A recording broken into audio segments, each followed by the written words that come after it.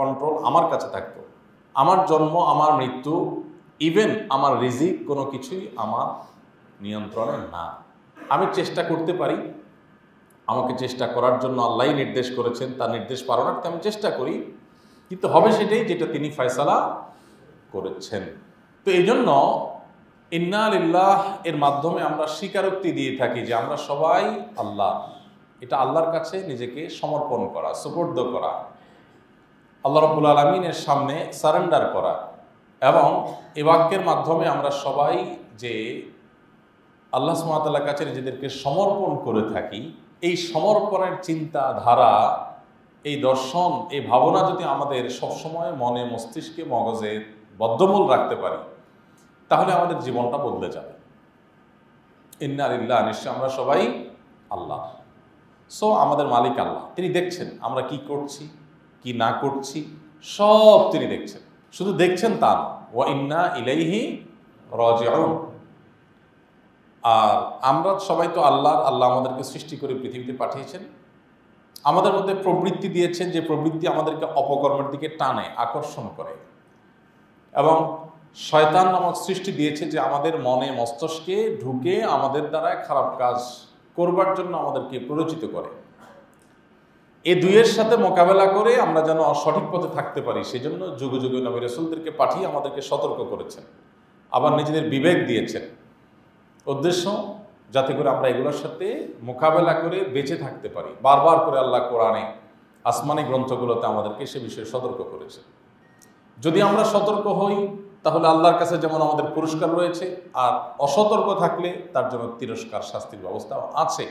ওয়া ইন্না ইলাইহি রাজিউন, আর আমরা নিশ্চয়ই তার কাছেই ফিরে যেতে হবে। এটাকে আমরা মানুষ মরার দোয়া বানায় নিছি, যদিও এটা মানুষ মরার দোয়া না। এটা হলো যে কোনো বিপদে, যে কোনো মুসিবতে, যে কোনো সমস্যায় পড়লে মানুষ এই বাক্য পাঠ করার মাধ্যমে সান্ত্বনা গ্রহণ করবে। আল্লাহ সুবহানাহু ওয়া তাআলা কোরআনে কারিমে বলেছেন, ওয়াল্লাযীনা ইযা আসাবাতহুম মুসিবাহ ক্বালু, আর ঈমানদারদের, নেককারদের বৈশিষ্ট্য হলো তারা যখন কোনো বিপদে পড়বে তখনই তারা বলবে ইন্না লিল্লাহি ওয়া ইন্না ইলাইহি রাজিউন, আমরা সবাই আল্লাহ, আর আল্লাহর কাছে আমাদেরকে ফিরে যেতে হবে। এই যে আল্লাহর কাছে ফিরে যেতে হবে, এই জবাবদিহিতার বোধ, এটা যদি সত্যি আমাদের মধ্যে থাকে, তাহলে আমাদের দ্বারা কোনো অপকর্ম হওয়ার কথা না, কোনো দিনই না। কারণ আল্লাহ সুবহানাহু ওয়া তাআলার পাকড়াও তো আর দুনিয়ার মানুষের পাকড়াওয়ার মতো না। মানুষ মিস করে। আমি প্রচলিত আইন, প্রচলিত নিয়ম, প্রচলিত আপনার সংবিধান, এগুলোর বিরোধী কোনো কাজ করলে আমার পানিশমেন্টের মুখোমুখি হতে পারে, কিন্তু নাও হতে পারে। কারণ যারা আমাকে পানিশমেন্ট দিবে তাদের চোখে ধুলি দেওয়া সম্ভব হতে পারে, তারা নাও দেখতে পারে, নানান সম্ভাবনা আছে। কিন্তু আল্লাহ রাব্বুল আলামিনের, মহান সৃষ্টিকর্তা আল্লাহ রাব্বুল আলামিনের এখানে তো ফাঁকি দেওয়ার কোনো স্কোপ নাই। তিনি তো সকল ত্রুটি বিচ্যুতির ঊর্ধ্বে, তিনি বসীর, সব কিছু দেখেন, সামিয়া, সব কিছু শুনেন, তিনি লতিফ, সুখ্যাতি সূক্ষ্ম। আমরা আজকাল সায়েন্স টেকনোলজির উন্নতির এই সময় সৃষ্টি জগতের অনেক সুখ্যাতি সূক্ষ্ম বিষয়ের ইনফরমেশন আমরা জানি। আমরা বাতাসের গতি, বাতাসের পরিমাপ, আমরা আগুনের তাপের পরিমাণ, আমরা অনেক কিছু মাপতে পারি। আমরা মানুষ আল্লাহ সৃষ্টি হয়ে যদি আল্লাহ সৃষ্টি জগতের সুখ্যাতি সূক্ষ্ম অনেক বিষয় পরিমাপ করার থিওরি, পরিমাপ করার মতো টেকনোলজি যদি আমরা আবিষ্কার করতে পারি, তো আমার এই মস্তিষ্ক, হাজার লাখো কোটি অগণিত মানুষ এবং এই মহাসৃষ্টি জগতের মহান সৃষ্টিকর্তা যিনি, মালিক যিনি, তিনি কতটা সুখ্যাতি সূক্ষ্ম হবেন। লতিফ, আল্লাহর এই গুণবাচক নামের অধীনে তার সবকিছুই আছে। সো আল্লাহর কাছে তো ফাঁকি দেওয়ার কোনো স্কোপ নাই। ফাঁকি দেওয়ার কোনো স্কোপ থাকলে ঠিক আছে, কিছু করে ধামাচাপা দিয়ে দিলাম, আবার কিছু করে টোরে, সেটা একটা পার পাওয়ার রাস্তা ছিল, কিন্তু সে রাস্তা নাই। যেহেতু সে রাস্তা নাই, তিনি সব কিছুকে হাজির করবেন। ফামান ইয়ামাল মিসকালা যাররাতিন খায়রান ইয়ারা ওয়া মান ইয়ামাল মিসকালা যাররাতিন শাররান ইয়ারা। যারা পরিমাণ ভালো কিছু করলে সেটার যেমন আল্লাহ তাআলা সংরক্ষণ করবেন, তার পুরস্কার যেমন আল্লাহ দিবেন, আবার যারা পরিমাণ খারাপ কিছু করলে তার তিরস্কারের মুখোমুখি আল্লাহ তাআলা করবেন।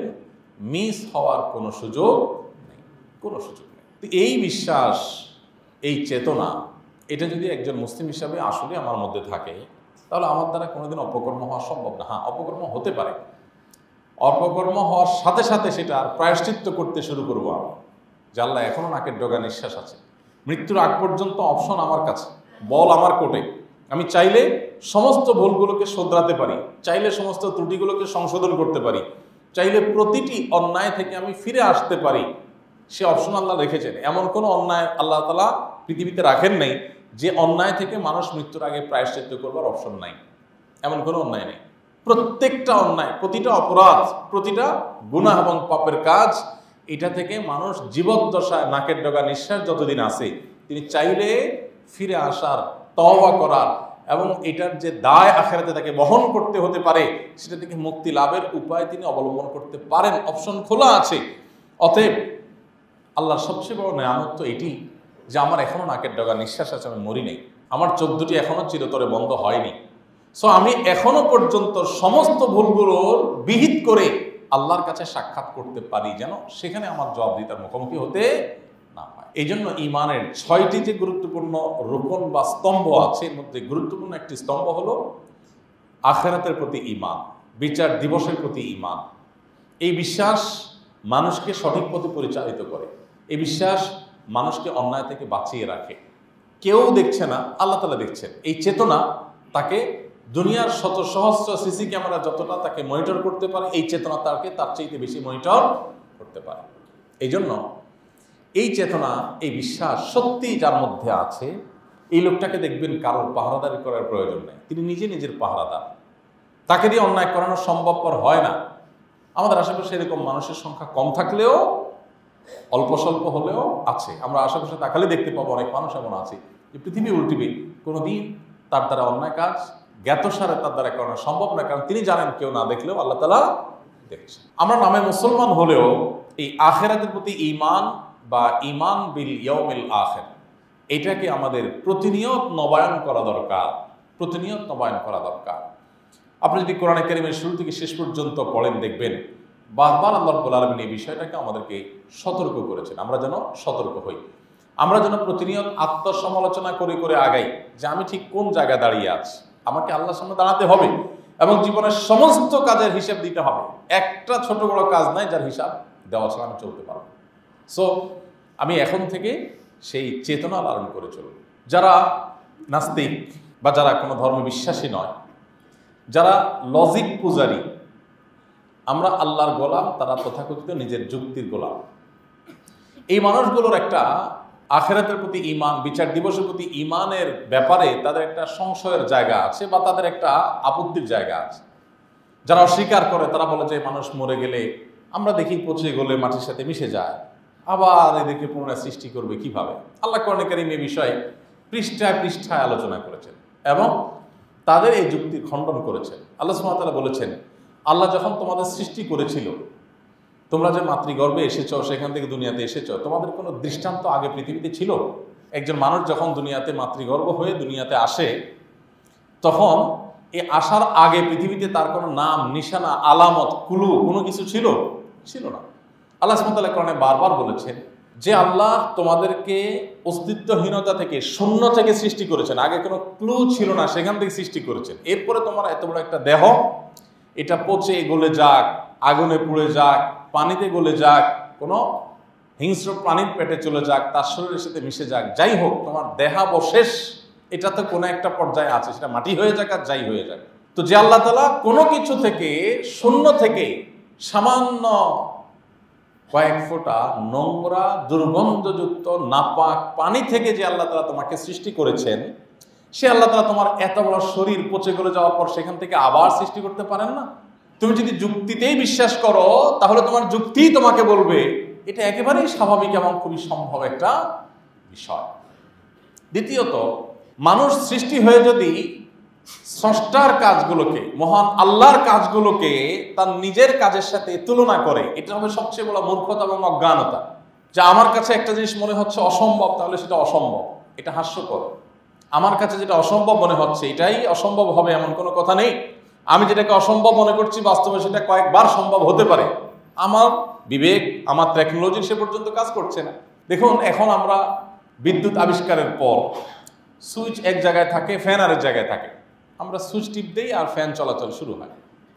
বিদ্যুৎ যখন আবিষ্কার হয়নি, ধরা যাক এখন থেকে 200 বছর 300 বছর আগের পৃথিবীতে মানুষ যারা ছিল তাদেরকে যদি বলা হতো যে এখানে ওয়ালে তুমি আঙ্গুল দিয়ে শুধু ধরবা আর ওই কোনায় 3টা ওই যে পাখা আছে এটা ঘোরা শুরু করবে, যদি এরকম কোনো কনসেপ্ট মানুষকে বলা হতো, পাখা তো ছিল না, যদি বলা হতো যে ওখানে একটা জিনিস থাকবে বিশাল বড়, তুমি শুধু ওয়ালে এখানে আঙ্গুল দিবা আর ওটা ওখানে ঘোরা শুরু হয়ে যাবে, এটা যদি 200 বছর আগের কোনো মানুষকে, পৃথিবীর মানুষকে বলা হতো, সারা বিশ্বের সব মানুষ একযোগে আপনার বিরুদ্ধে ফতোয়া লিখত যে এই লোককে পাবনার মেন্টাল হসপিটালে ভর্তি করানো হোক, বলতো কি বলতো না? কথা বুঝেন নাই? কেন বলতো? কারণ তখনকার টেকনোলজি যতটুকু ছিল সেই টেকনোলজি, এই যে আপডেট টেকনোলজি যেটা পরে আসছে, এই টেকনোলজি তারা জানতো না যে বৈদ্যুতিক লাইনের মাধ্যমে এটা সম্ভব। তারা যেহেতু জানতো না, এই জন্য তাদের কাছে এটা মনে হতো অসম্ভব, হাস্যকর, হাউ ফানি, কি বলে, পাগল নাকি, এটা আবার কিভাবে সম্ভব, বোকা নাকি? তাহলে 200 বছর পরের টেকনোলজি 200 বছর আগের মানুষ ধরতে না পারার কারণে যদি পাগল বলে, আর আদতে সে পাগল, যে টেকনোলজি সম্পর্কে না জানার কারণে এটাকে পাগলামি বলছে, তার অজানা বিষয়ের কারণে সেটাকে অস্বীকার করে বসছে। এখন তো ধরেন এমন এমন টেকনোলজি চলে আসছে, ভয়েস কমান্ডের মাধ্যমে সবকিছু চলে এখন, তাই না? ভয়েস কমান্ডের মাধ্যমে সবকিছু হয় না? এখন তো আপনি মোবাইল ফোনকে একেবারে সাধারণ যে স্মার্টফোন, যে কোনো স্মার্টফোনকে যদি আপনি বলেন হাই শ্রী কল অমুক, তো সাথে সাথে দেখবেন কল শুরু হয়ে গেছে, কোনো টিপেন নাই, কিচ্ছু না, ফোন বুকে ঢুকেন নাই, কিচ্ছু না, শুধু বলছেন, কমান্ড করছেন মোবাইলের সামনে রেখে, সামনেও না, দূরে কোথাও পড়ে আছে, শুধু বলছেন আর সে কল করা শুরু করে দিচ্ছে। এই টেকনোলজি আবিষ্কার হয়েছে না হয়নি? গাড়ির ক্ষেত্রে বের হয়েছে, ফ্যানের ক্ষেত্রে বের হয়েছে। এখন ধরেন এই টেকনোলজি আবিষ্কার হওয়ার আগ পর্যন্ত কোরআন হাদিস আমাদেরকে বলেছে, কি বলেছে? কেউ যদি সুবহানাল্লাহ বলে আখেরাতে কি হয়ে যাবে? ঘাস তৈরি হয়ে যাবে। এটা নিয়ে বহুত নাস্তিকরা হাসাহাসি করছে না? এখনো হয়তো করে। কেন করে? কারণ ভয়েস কমান্ডের মাধ্যমে এখানে সুবহানাল্লাহ বললে যে ওখানে গাছ হয়ে যেতে পারে, এই টেকনোলজি সম্পর্কে তার কি ছিল না? ধারণা ছিল না।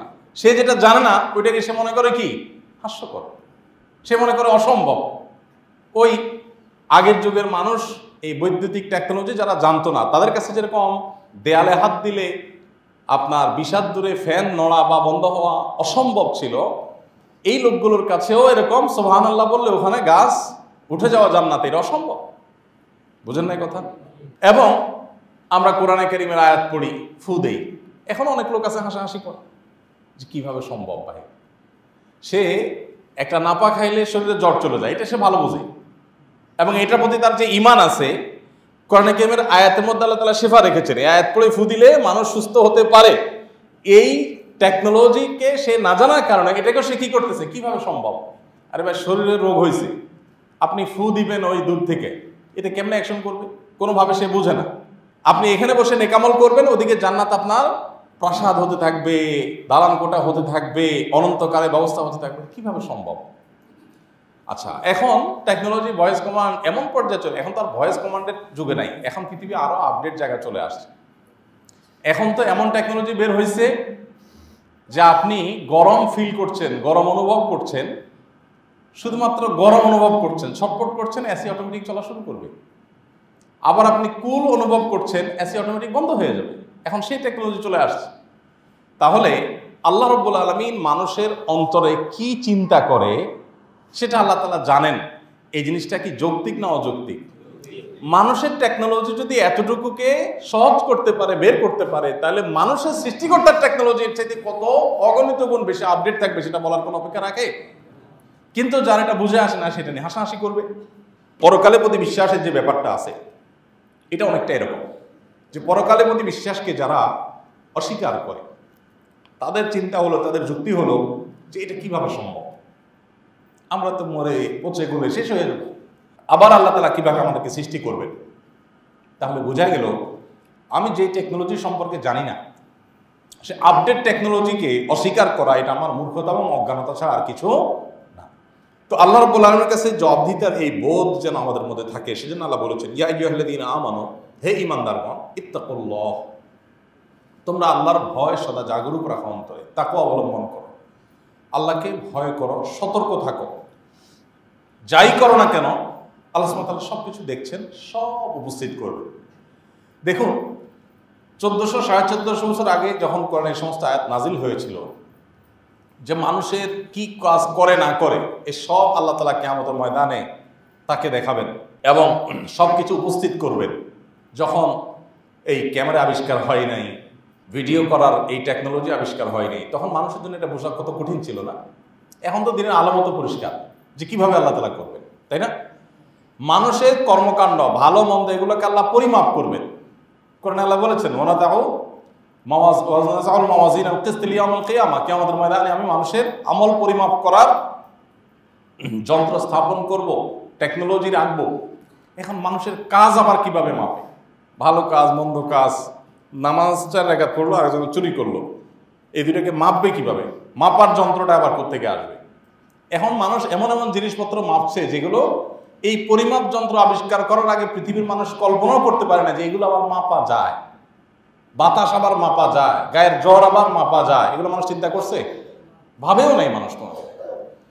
তো আল্লাহ রাব্বুল আলামিন এমন অনেক কিছু বলেছেন যেগুলো 2024-এর আজকের পৃথিবীর যত টেকনোলজি এখনো পর্যন্ত আবিষ্কৃত হয়েছে, এখনকার টেকনোলজির আলোকে আল্লাহর ওই জিনিসগুলো আমাদের হয়তো বুঝে আসছে না। এখন বুঝে আসছে না দেখে আমরা বলবো কি না এটা কিভাবে সম্ভব, তো হাস্যকর, এটা বলবো?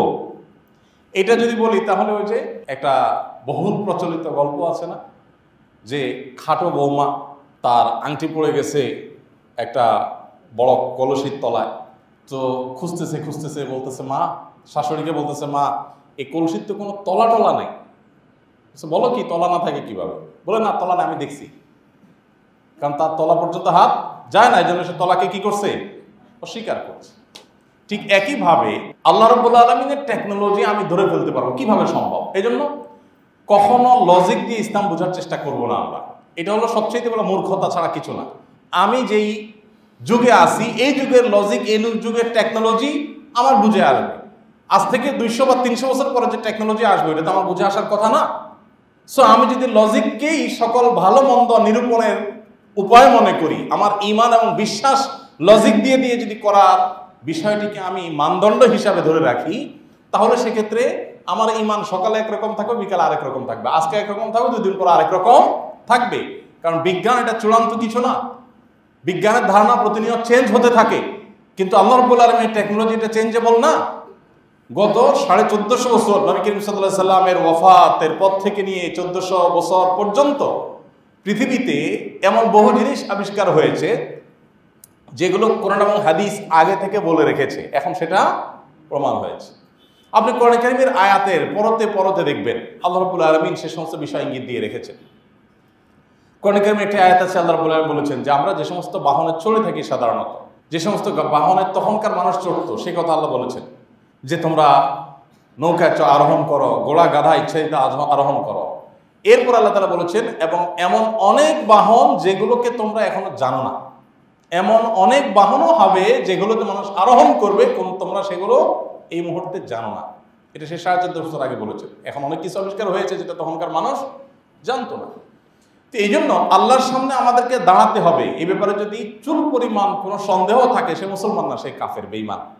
কিয়ামতের ময়দানে তার কোনো হিসাব নিকাশ হবে না, বিনা হিসাবে জাহান্নাম। কারণ যাদের আল্লাহর প্রতি কোনো ঈমান নেই, ঈমানের যে মৌলিক বিষয়গুলো আছে এগুলোর প্রতি কারণ অবিশ্বাস থাকে বা সন্দেহ থাকে, এই ব্যক্তি কাফেরের খাতে থাকবে। এবং অবিশ্বাসী হওয়ার কারণে অবিশ্বাসের জীবনে সে ভালো করেছে না মন্দ করেছে, কতটুকু ভালো করেছে কতটুকু, এসব মাপজোপ হবে না, কারণ তার অনন্তকালের জাহান্নামই চূড়ান্ত ঠিকানা। এই জন্য ভাইরা, একজন মুসলিম হিসাবে আল্লাহর কাছে জবাবদিহিতার বোধ আমাদের থাকা উচিত। আমরা প্রতিনিয়ত যত কাজ করি এই কাজগুলোর এজন্য ইসলাম আমাদেরকে আত্মসমালোচনা করতে বলে। আল্লাহ তাআলা বলেছেন ইয়া আইয়ুহাল্লাযীনা আমানুত্তাকুল্লাহ ওয়াল তানজুর নাফসুম মা কাদ্দামাত লিগাদ। হে ঈমানদারগণ, তোমরা আল্লাহকে ভয় করো এবং প্রত্যেকটা মানুষ আগামীকাল অর্থাৎ মৃত্যু পরবর্তী সময়ে আল্লাহর সামনে কি সে নিয়ে দাঁড়াবে এটার দিকে যে যেন একটু তাকায়, তার আমলনামার দিকে যেন সে একটু দৃষ্টিপাত করে যে আমার আমলনামা কি আছে, আল্লাহর কাছে আমি কি নিয়ে যাব, এই জবাবদিহিটা সে যেন নিশ্চিত করার চেষ্টা করে। এবং আল্লাহ রাব্বুল আলামিন বলেছেন ওয়াত্তাকুল্লাহ ইন্নাল্লাহা খাবীরুম বিমা তা'মালুন। আল্লাহকে ভয় করে চলো, তোমরা যা কিছু করো তার সব আল্লাহ তাআলা জানেন। এমন কিছু নাই যেটা আল্লাহ তাআলা জানেন না। ঠিক একইভাবে আল্লাহ রাব্বুল আলামিন আরো বলেছেন, ইন্নাল্লাযীনা তাকাও, নিশ্চয়ই যারা মুত্তাকি, তাকওয়া অবলম্বন করেছে, ইযা মাসসাহুম তায়ফুম মিনাশ শাইতানি তাযাক্কারু, তাদেরকে শয়তান যখন পেয়ে বসে, তাদের দ্বারা কোনো খারাপ কাজ হয়ে যায়, মন্দ কাজ হয়ে যায়, সাথে সাথে তারা সতর্ক হয়ে যায়, আল্লাহর কথা স্মরণ হয়ে যায়, আল্লাহর সামনে আমাকে দাঁড়াতে হবে, ফাইদা হুম মুবসিরুন, তখন তাদের চোখ দৃষ্টিশক্তি খুলে যায় এবং তারা সতর্ক হয়ে যায়। ওমর রাদিয়াল্লাহু তাআলা আনহু বলেছেন, ঐতিহাসিক তার একটি বক্তব্য আছে, একটা উক্তি আছে, হাসিবু ক্বাবলা আন তুহাসাবু, আল্লাহর সামনে তোমাদের সবাইকে জবাবদিহি করতে হবে, তার আগে নিজের জবাবদিহি নিজে করে নাও, নিজের হিসাবটা নিজে একটু মিলায় রাখো, যেহেতু আল্লাহর সামনে তোমাকে হিসাব দিতে হবে। কিয়ামতের ময়দানে যে হিসাব দিতে হবে, তার আগে দুনিয়াতে আমরা হিসাব মেলানো উচিত। আমরা যেরকম কোনো জায়গায় চাকরি করলে, ক্যাশের দায়িত্বে থাকলে আমরা একটু পরপর ক্যাশ মেলানোর চেষ্টা করি, কারণ আমাকে দিন শেষে এটা হিসাব বুঝিয়ে দিতে হবে। সো আমি একটু পরপর মেলাবার চেষ্টা করি যে আমার ক্যাশ এটা বেচা কেনার সাথে, আমার আয় ব্যয়ের সাথে এটা মিল আছে কি নেই। ঠিক একইভাবে তিনি বলেছেন যে তোমরা আল্লাহর কাছে জবাবদিহিতার মুখোমুখি হওয়ার আগে নিজেরা নিজেদের হিসাব করে নাও। ওয়াজিনু আনফুসাকুম ক্বাবলা আন তুজানু, এবং আল্লাহর কাছে যে পরিমাপ করা হবে তোমাদের, তার আগে নিজেদের পরিমাপ নিজেরা করে নাও। এটাকে বলা হয় আত্মসমালোচনা। এটা কি বলে ভাই? আত্মসমালোচনা। এই আত্মসমালোচনা আজ আমাদের সমাজ থেকে হারিয়ে গেছে। আমরা সবাই সামনে পাম্পট্টি শুনতে খুব পছন্দ করি, যে আমার তারিফ করা হবে, বাহবা দেওয়া হবে, নারায় তাকবীর দেওয়া হবে, এগুলো শুনতে আমাদের খুব ভালো লাগে। আমার কোনো ত্রুটি, আমার কোনো বিচ্যুতি, এটা আমরা স্মরণও করতে চাই না, এটা আমরা শুনতেও চাই না। যার কারণে আমাদের ওই যে অবস্থার উপর আমরা থাকি, সে অবস্থা নিয়ে আমাদেরকে দুনিয়া থেকে চলে যেতে হয়, অবস্থার পরিবর্তন হয় না। আত্মসমালোচনা এমন একটা কাজ, এটা প্রতিনিয়ত আমাদের করতে থাকা উচিত, বাচ্চাদেরকে অভ্যস্ত করা উচিত যে আত্মসমালোচনা করবো আমরা। আজকে একটা কাজ হলে, এই কাজ আমার ভুল কি হয়েছে, ভালো কি হয়েছে, ভালো হয়েছে আল্লাহর কাছে শুকরিয়া আদায় করে সামনে সেটাকে আরো ভালোভাবে এগিয়ে নেওয়া, মন্দ কি হয়েছে তার জন্য সমালোচনা করে, নিজেকে ভৎসনা করে আমরা সেখান থেকে সরে আসবো। আমাদের যে প্রবৃত্তি, এই প্রবৃত্তি তিন প্রকার। একটা হলো নফসে আম্মারা, আমাদের প্রবৃত্তি আমাদেরকে সবসময় মন্দ কাজের আদেশ দান করে।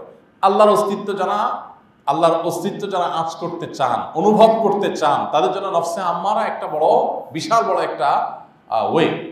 আপনার মন, আপনার প্রবৃত্তি দেখবেন সচরাচর সাধারণত ভালো কাজের প্রতি আপনাকে আদেশ করবে না।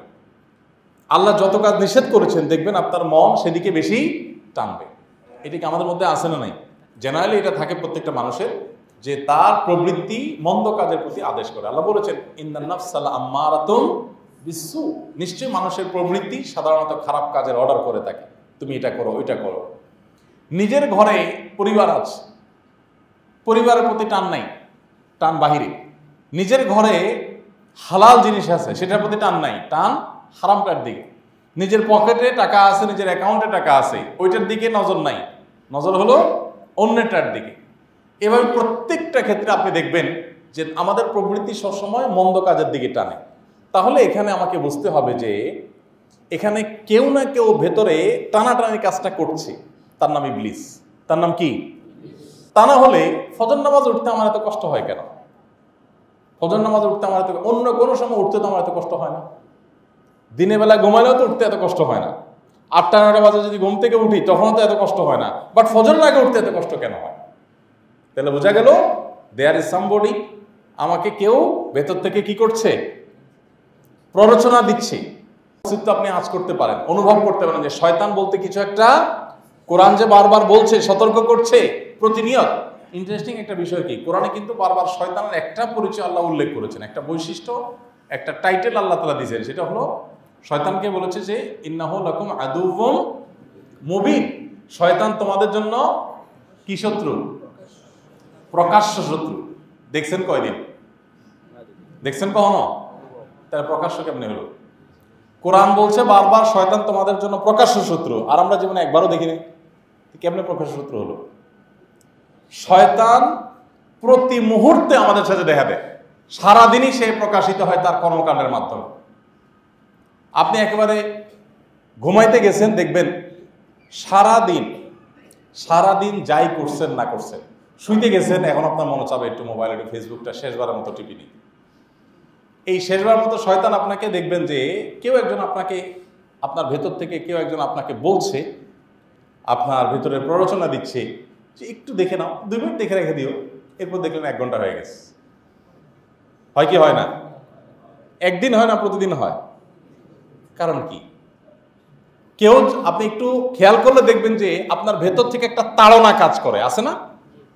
এই যে তাড়নাটা সৃষ্টি করে ভেতরে, এই তাড়নাটা এরকম কি হয় যে ঠিক আছে শুয়ে যাব, এই ঘুমটা তো আমার শেষ ঘুমও হইতে পারে, তাইলে আমি ওযু করে 8 রাকাত নামাজ পড়ি সুন্দর করে, এরপরে মোবাইল টোবাইল দূরে ফালায় রাখি, আমি মরি নামাজে কোনো ঠিক ঠিকানা না, এগুলো রেখে আমি একটু সুন্দর করে আল্লাহ নামে পড়ি। এটা কি মনে চায়? সাধারণত চায়? তোমার মনে চায়? তো তুমি তো আস্ত ফেরেশতা মিয়া, এই পিচ্ছির বলে মনে চায়। তো সাধারণত আমাদের এগুলো মনে চায় না। তার মানে কি দাঁড়ালো? তার মানে হলো ভেতর থেকে শয়তান আমাদেরকে, আপনি ওই যে বললাম একটু আগে যে শয়তান প্রকাশ্য শত্রু কিভাবে, এই যে প্রকাশ্য দেখাচ্ছি যে সে আপনাকে, আপনি যখন ঘুমোতে যাচ্ছেন তখন আপনাকে দিয়ে সে অপকর্ম করায় নিচ্ছে। সে চেষ্টা করবে যে আপনি 12টা পার হয়ে 1টা পার হয়ে 2টা, যত পরে ঘুমাতে পারেন তত তার টার্গেট ফিল আপ হবে, অর্থাৎ ফজর পড়তে খবর হবে আপনার। রাতে ইসলাম বলছে তাড়াতাড়ি শো, নবী সাল্লাল্লাহু আলাইহি ওয়াসাল্লাম বলছেন তাড়াতাড়ি ঘুমায় পড়ো, এসব কিছু করিও না। দেখবেন আপনার সবচেয়ে বেশি মজা লাগবে এশার পরের টাইমটা।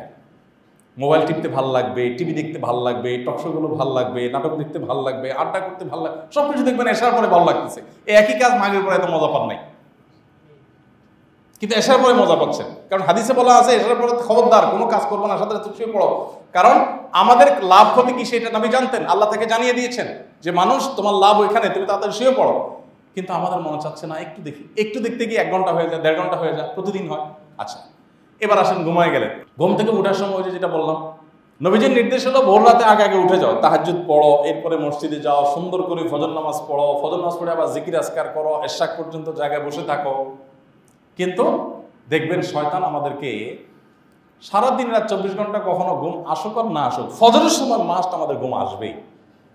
এবং শুধু আসা না, আপনি একটু অনুভব করলে, একটু খেয়াল করলে দেখবেন মনে হচ্ছে যে আপনার হাত পাকে একজন টিপতেছে ফজরের সময়। এবং যদি আপনি কম্বল কাঁথা গায়ে দিয়ে শোন এসির মধ্যে অথবা শীতকালে, তখন মনে হবে যে এই কম্বল সরানো মানে মহাসমুদ্রে ঝাঁপ দেওয়া। মনে হয় যে কম্বল সরে উঠা মানে আমি শেষ, এরকম একটা ফিল হয় কি হয় না বলেন? নাকি সব আপনারাই বাচ্চার মতো ফেরেশতা? আমার তো হয়। তো এই যে কষ্ট লাগা কাজ করছে কেন রে ভাই?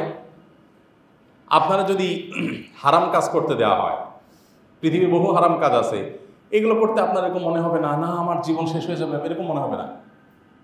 ওইটার প্রতি বরং টান অনুভব করবেন।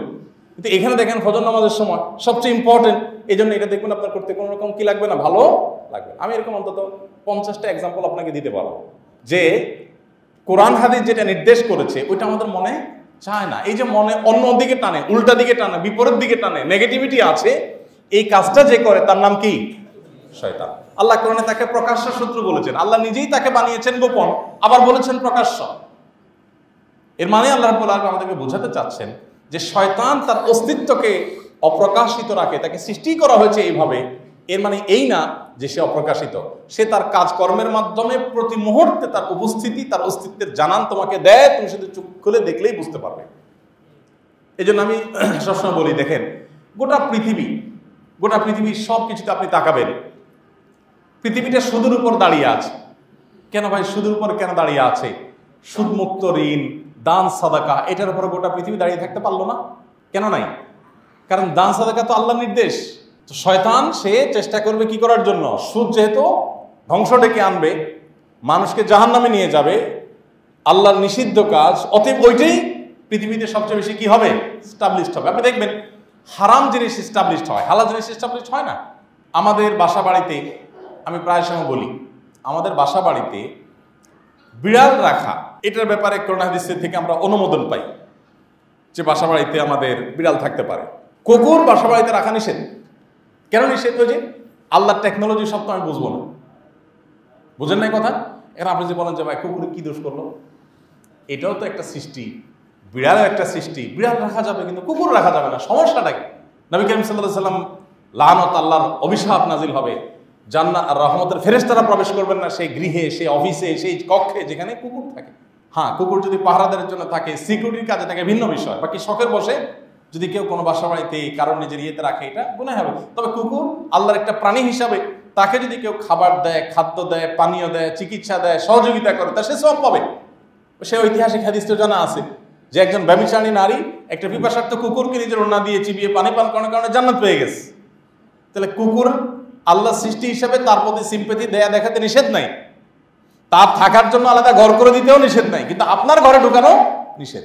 এখন তো আপনি বলেন সমস্যাটা কি, সমস্যাটা কোথায়? তো উত্তর হবে কি, যে আল্লাহর টেকনোলজি আপনি ধরে ফেলতে তো পারবেন না। সমস্যা ঠিক কোন জায়গায়? টেকনোলজি যদি আপনি বুঝে যান সব টেকনোলজি, তাহলে তো আপনি আল্লাহর সমকক্ষ হয়ে গেলেন, নাউজুবিল্লাহ। আল্লাহ সত্তা কিন্তু বোঝা সম্ভব না। হয়তো কোনো এক সময় আবিষ্কার হবে যে হ্যাঁ এই শশী ক্ষতি আছে মানব সভ্যতার জন্য, যাই হোক। তো যেটা আল্লাহ নিষেধ করেছেন ওইটা দেখবেন সমাজে একেবারে সবচেয়ে বেশি কি আছে, এস্টাবলিশড আছে। এখন ঘরে ঘরে সারা পৃথিবীতে দেখবেন অন্য কোনো প্রাণী থাকুক আর না থাকুক, কুকুর মাস্ট আছে না নেই?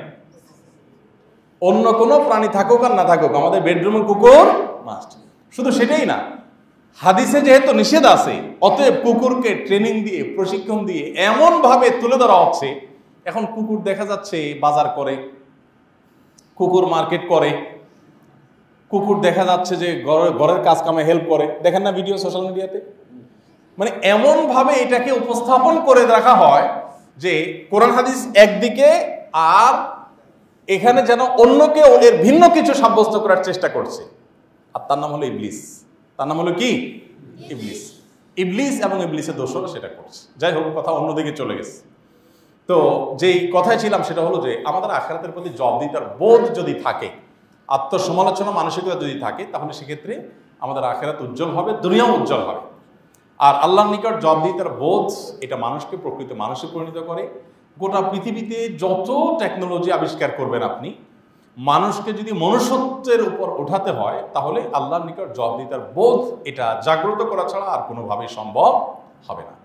নবী করিম সাল্লাল্লাহু আলাইহি সাল্লামের সময়কালে পৃথিবীর মানুষ, ওমর রাদিয়াল্লাহু তাআলা আনহু সহ খুলাফায়ে রাশেদা, তাদের আমলে পৃথিবীর মানুষ তারা আল্লাহর নিকট জবাবদিহিতার বোধ, আল্লাহর কাছে দাঁড়াতে হবে, পরকালের প্রতি বিশ্বাস, এটা জাগ্রত থাকবার কারণে তখনকার মানুষ যতটা সৎ ছিলেন, কিয়ামত পর্যন্ত ওইরকম সততার রেশিও পৃথিবীতে আর কখনোই পারবে না, আসবে। এই জন্য ওই জায়গায় আবার আমাদের ফিরে যেতে হবে। পরিবারের মধ্যে ইমানের চর্চা বাড়াতে হবে, নিজেদের মধ্যে ইমানের চর্চা বাড়াতে হবে, এবং প্রতি মুহূর্তে আল্লাহর কাছে দাঁড়াতে হবে সেই চিন্তা মাথায় রেখে মুহাসাবাতুন নাফস বা আত্মসমালোচনা করতে হবে যে আমি কোন জায়গায় দাঁড়িয়ে আছি। আমার প্রতিদিনের ভুলগুলোকে সংশোধন করা, ভালোগুলোকে সামনে এগিয়ে নেওয়ার জন্য সংকল্প করা, এই প্রক্রিয়া প্রতিনিয়ত চলতে থাকতে হবে। এখন বেশিরভাগ মানুষ দেখবেন, যেটা বলছিলাম, যে আমরা নিজেদের ভুল স্বীকার করতে রাজি না। যত বড় ভুলই হোক দেখবেন ধামা চাপা দেওয়ার চেষ্টা। কিসের চেষ্টা?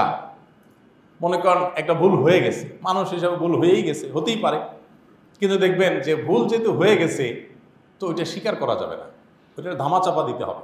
আমরা এর আগে বলছিলাম যে আমরা যেহেতু সারাদিন মিডিয়াতে কথা বলতে হয়, বিভিন্ন জায়গায় কথা বলতে হয়, আমরা মানুষ, আমাদের অনেক ভুল হয়। আমরা যদি 500টা কথা বলি, এর মধ্যে 10টা 20টা ভুল হতে পারে। তো সেই জন্য আমি আমাদের সহকর্মীদের বললাম যে আমাদের সমস্ত কথার যেহেতু ভিডিও হয়, রেকর্ড হয়, এত কথা বলি সকাল থেকে রাত পর্যন্ত। সকালে এক টিভি চ্যানেলে করে আসছি, এখন মসজিদে করতেছি, এখান থেকে যে আরেক টিভি চ্যানেল ঢুকবো, তো সারাদিন ক্যামেরার সামনে বসতেছি এবং কথা বলতেছি। এত কথা যে বলতেছে, যার কথা বেশি হয় তার ভুলও বেশি হয়। অতএব এই যে ভুলগুলো হবে, যারা আমাদেরকে শুনছে তারা এই ভুলগুলো নিয়ে যদি কবরে চলে যায়, আল্লাহর কাছে কি জবাবদিহি করবো? আমি একটা ভুল কথা বললাম, সেটা শুনে চলে গেল, ভুলটা শিখে গেল। এই জন্য বললাম যে আমাদের ভুলগুলোকে আলাদা ভিডিও আকার আলাদা কেটে আমাদের ইউটিউব চ্যানেলে একটা প্লে লিস্টে একটা আলাদা প্লে লিস্ট করার জন্য, যে আমাদের ভুলগুলো সব, যাতে করে আমাদের যারা ফলোয়ার তারা দেখে নিতে পারে যে আমার কোন কোন কথাগুলো ভুল হয়ে গেছে, যেটা আমি বুঝতে পারি না, পরে আমি বুঝেছি, আমার অবস্থা আমি পরিবর্তন করেছি, এটা যেন সে শিখতে পারে। ডক্টর খন্দকার আব্দুল্লাহ জাহির রহমতুল্লাহ আলাইহি মারা গেছেন আর বহু বছর আগে, আপনারা জানেন। স্যারের একটা জীবনী গ্রন্থ বের করা নিয়ে একবার আমরা মিটিং করেছিলাম। তো সেখানে আলোচনা উঠছিল যে কিভাবে তার সে জীবনী গ্রন্থটা লেখা হবে। তখন সেখানে আমরা প্রসঙ্গত কথা উঠলো, আমরা বললাম যে সাধারণত জীবনী গ্রন্থের মধ্যে যার জীবনী লেখা হয়, কোনো বড় মনীষী মারা গেলে তার জীবনীতে কি লেখা হয়? সব পামপট্টি, সহজ বাংলা কি লেখা হয়? বাস্তবসম্মত কথাগুলাই, এটা রং চং দিয়ে উনি হান ছিলেন, তান ছিলেন, এটা ছিলেন, সেটা ছিলেন, গুণগান ছাড়া কোনো কাহিনী আছে? অথচ এই মানুষটার জীবনে কোনো ভুল কি ছিল না? ছিল না? নাকি উনি ফেরেশতা? মানুষকে ভুলের ঊর্ধ্বে? প্রত্যেকটা মানুষের জীবনে ভুল, নবী রাসূলরা ছাড়া আর প্রত্যেকটা মানুষের জীবনে ভুল হতে পারে কি পারে না। তো যদিও সেই বই আর আলোর মুখ দেখে নাই, কিন্তু আমরা ডিসিশন নিয়েছিলাম যে আমরা যদি আব্দুল্লাহ জাকির রহমাতুল্লাহর জীবনী বের করি, তো এই বইয়ের মধ্যে একটা চ্যাপ্টার থাকবে স্যারের জীবনে ঘটে যাওয়া ভুলগুলো। বাই মিস্টেক তিনি একটা রেফারেন্স বলেছেন, সেটা মিলে নাই। তিনি একটা মাসআলা দিয়েছিলেন, সেটা স্লিপ অফ টাং ছিল তার, পরে দেখা গেছে যে ইনফরমেশনটা সঠিক ছিল না। এই জিনিসগুলোকে একটা পরিচ্ছেদে আমরা চাইছিলাম যে একত্র করব। যাই হোক, সেটার আলোর মুখ দেখে নাই। আমি আমার সহকর্মীদের বলছি, আমি মরে গেলে যদি এরকম কিছু হয়, তো আমার ভুলগুলো আলাদা করে যেন লেখা হয় যে এগুলো তার ভুল ছিল। কারণ আত্মসমালোচনার ব্যাপারে ইসলাম আমাদেরকে যতটা গুরুত্ব আরোপ করেছে, তার সিকি ভাগ পর্যন্ত আমাদের জীবনে নাই। আমরা যদি কোনো পীরের মুরিদ হই, তো ওই পীরের মাথা থেকে পা পর্যন্ত সবটুকুই আমার কাছে কি অনুসরণীয়। আমরা যদি কোনো দলের অনুসারী হই, ওই দলের অন্যায়, অকর্ম, কুকর্ম সবকিছুই আমাদের কাছে একেবারে ইয়ের মতো, রসগোল্লার মতো আমাদের কাছে মিষ্টি মনে হয়। কোনো ভুল আমাদের চোখে পড়ে না, এমন কোনো কিছু আমরা স্বীকার করি। আল্লাহ রাব্বুল আলামিন আমাদের নিজেদের ভুলগুলোকে ভুল হিসাবে স্বীকার করার তৌফিক দান করুন। ভুলকে ভুল হিসাবে স্বীকার না করা কিসের আলামত জানেন? অহংকার আলামত। নবী করিম সাল্লাল্লাহু আলাইহি ওয়াসাল্লাম বলেছেন, আল কিবরু, অহংকার হলো গামতুন নাস ওয়া বাতারুল হক। দুইটা জিনিস অহংকারের একবারে স্পষ্ট আলামত। কারণ অন্তরে অহংকার আছে কিনা দুইটা জিনিসে সেটা বোঝা যায়। তার একটি হলো মানুষের প্রতি ইগনোরিং এর মানসিকতা, মানুষকে পাত্তা না দেওয়া। কেউ কথা বলছে, একটু ভালো করে মনোযোগ দিয়ে শুনলেন না, ড্যাম কেয়ার ভাব, হ্যাঁ বলেন, তার দিকে তাকাচ্ছেন না, কথা শুনতে চাচ্ছেন না, পাত্তা দিতে চাচ্ছেন না। আবার ওইরকম শক্ত কোনো ভিতালা মানুষ আসলে আবার ঠিকই জিহুজু শুরু করতেছে। আসলে না, এই চরিত্র আমাদের মধ্যে, এটা অহংকারের কারণে হয়। মানুষকে তুচ্ছ মনে করা, মানুষকে পাত্তা না দেওয়া। আরেকটা হলো সত্য অস্বীকার করা। একটা অন্যায় হয়ে গেছে, একটা ভুল হয়ে গেছে, কিন্তু স্বীকার করলে জাত যায়। এই জন্য না স্বীকার করে কি আমতা আমতা করে ধামাচাপা দিয়ে আগলুম বাগলুম ঘোড়ার ডোম ডাকডোম সাজে, ডাকডোল বাজার বাজে, এসব কাহিনী টাহিনী করে ধামাচাপা দিয়ে এমনভাবে বললেন যে না, আপনি কিছুই জানেন না, আপনি এটা স্বীকারই করতে রাজি না। এরকমটা আছে না নাই আমাদের মধ্যে? বড়দের মধ্যে তো বটে বটে, আজকাল পিচ্ছি পোলাপানের মধ্যে এগুলো ঢুকে গেছে, বুঝতে পারছেন? তো এই জন্য আমাদের ভুলগুলোকে প্রতিনিয়ত সংশোধন করার চেষ্টা করা, ভুল স্বীকার করার মতো। ভুল স্বীকার করতে একটা কলিজা লাগে অবশ্য। ছোট কলিজার মানুষ এগুলো পারে না, ছোট মনের মানুষ, ছোট লোকরা এগুলা, কারণ মনটা তো ছোট, সে মনে করে যে ভুল স্বীকার করলে আমি বোধহয় ছোট হয়ে যাব। যারা উদার, তারা নিজের ভুলগুলোকে অকপটে স্বীকার করতে পারে। আমাদের ভুল করা শিখি, তাহলে সমাজটা অনেক সুন্দর হয়ে যাবে। দাম্পত্য জীবনে যত অশান্তি হয়, এর একটা বড় কারণ ভুল স্বীকার করার প্রবণতা না থাকা। আমাদের কাছে, আমাদের অফিসে, ফাউন্ডেশনে প্রতিদিন অগণিত মানুষ আসে। যত কেস আসে, মোস্ট অফ দ্য কেস হলো এই ফ্যামিলিতে, দাম্পত্য জীবনে অশান্তি, জামাইবোর ঝগড়াঝাটি, মারামারি, কাটাকাটি। এগুলোর ক্ষেত্রে আমাদের অ্যানালাইসিস হলো যে যতগুলো কেস আমরা স্টাডি করেছি, সবগুলোর খোলাসা বেশিরভাগ ক্ষেত্রে দেখা যায় যে স্বামী স্ত্রী একে অন্যের ভুলকে স্বীকার করতে চায়। এটা আমাদের সব ক্ষেত্রেই। অবশ্য আমাদের সমাজেরও দায় কম না। সমাজ এমন আপনার নষ্ট হয়েছে যে এই সমাজে কেউ নিজের ভুল স্বীকার করলে ওইটাকে দুর্বলতা ভাবে সমাজের লোক। এই জন্য অনেকে ইচ্ছা থাকলেও ভুল স্বীকার করতে চান না। যেমন তারাবিতে হাফেজ সাহেবরা তো মানুষ নাকি, তাদের ভুল হবে, প্রতি রাকাতে 2-3টা ভুল হতেই পারে, সমস্যা কি? কোরআন হাদিসে কোথাও এটা লেখা নাই যে হাফেজ সাহেবরা লোকমা যত বেশি খাবে সওয়াব তত কম হবে, এমন কোনো কথা আছে কোথাও? নাই। তাহলে হাফেজ সাহেব যদি লোকমা প্রতি রাকাতে হয়, আপনার তো এটা নিয়ে টেনশন করার দরকার নাই। কিন্তু দেখবেন বেশিরভাগ মুসল্লিদের প্রবণতা হলো কি, আরে কি হাফেজ এটা, এত ভুল হচ্ছে। ইমাম সাহেব কি চিন্তা করেন আমাদের মধ্যে, শুধু সেজদা সৌ দেয়, দেখবেন শুধু খোঁচাবে। তো বেশি চালাকের গলায় দড়ি, একটা কথা আছে না? মুসল্লিরা যখন বেশি শিয়ানামি করে, এবার হাফেজ সাহেবরা বলে আসো আমরা তোমার চুক্তি করি, তোমার ভুল হবে আমি লোকমা দেবো না, আবার আমারটা হবে তুমি লোকমা দেবো না। এই মানুষগুলো যেহেতু 1 ইঞ্চি করে বেশি বুঝে, এদেরকে বেকুব বানাইতে হবে। ভুল হবে টেনে চলে যাবা, আমি কিছু বলবো না, আবার তোমার বলবে তুমি টেনে চলা, পরে আমি আবার কাভার করে দেবো, তুমি আমারটা কাভার করে দেবো। এবার মুসল্লিরা বলে মাশাআল্লাহ, ওয়াও কি হাফেজ সাহেব, হাফেজ সাহেব তো সেই হাফেজ সাহেব, মাশাআল্লাহ তুকুর হাফেজ সাহেব, হ্যাঁ 27 দিন তারাবি পড়াইছে, একটা ভুল হয় নাই। আসলে যে একটা নেগোসিয়েশন হয়ে গেছে তলে তলে, ওইটা মুসল্লি আপনি টেরও পান নাই। তো আপনি বেশি শিয়ানামি করলে আপনার সেই ওষুধও হাফেজ সাহেবের কাছে আছে। এই শিয়ানামি করা আমাদের উচিত না। ভুল হলে, ভুল স্বীকার করলে ওই লোকটাকে অ্যাপ্রিসিয়েট করা উচিত যে তার সৎসাহস আছে। আপনি হারাম শরীফে দেখবেন ইমাম সাহেবরা ছোট ছোট সূরা